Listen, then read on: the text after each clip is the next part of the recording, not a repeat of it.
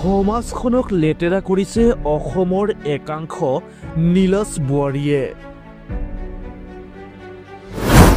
পুনৰ অসমীয়া বোৱাৰীৰ লজ্জিত কাণ্ডই জোকাৰিছে সমগ্ৰ অসম।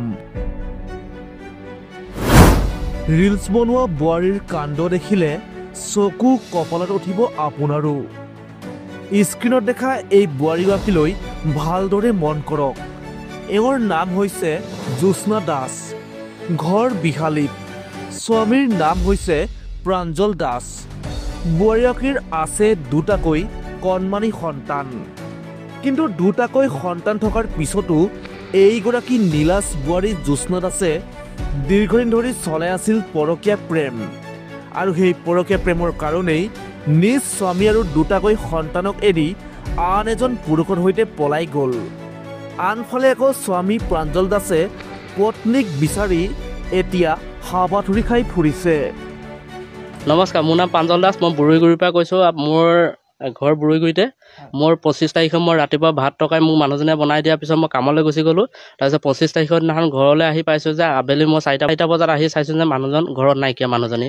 তাৰপিছত ল'ৰা ছোৱালী সুধিলোঁ ক'লৈ গ'ল, তেতিয়া ল'ৰা ছোৱালী কৈছে মই নাজানো ক'লৈ গৈছে।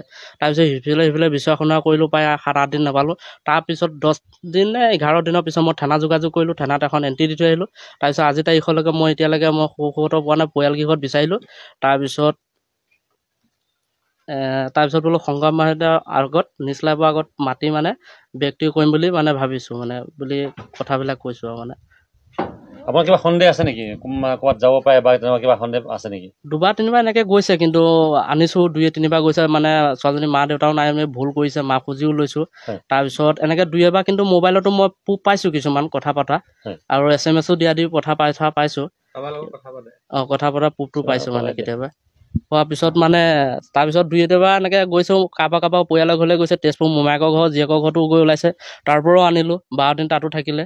তাৰপিছত এই 25 তাৰিখে জানুৱাৰী 25 তাৰিখে যে ওলাই গ'ল, সেইদিনাখনৰ পৰা সিহঁতৰ সেই পৰিয়ালগৃহ বিচৰা কৰিলোঁ, কিন্তু আজিৰ তাৰিখলৈকে এতিয়ালৈকে আমি খা খবৰ কোনো পোৱা নাই। ল'ৰা ছোৱালী কেইটা বুলি ক'লে? ল'ৰা এটা, ছোৱালীজনী 7 বছৰ, ল'ৰা 4 বছৰ। আৰু আজিৰ তাৰিখত বিহালী বা আমাৰ কিবা অনুৰোধ জনাব নেকি যে বিচাৰিলে যে আমাৰ বিহালী থানাখনলৈ আমাৰ যে যোগাযোগ কৰিবলৈ সহযোগ কৰিবৰ কাৰণে অনুৰোধ থাকিলে মোৰ কাৰণে।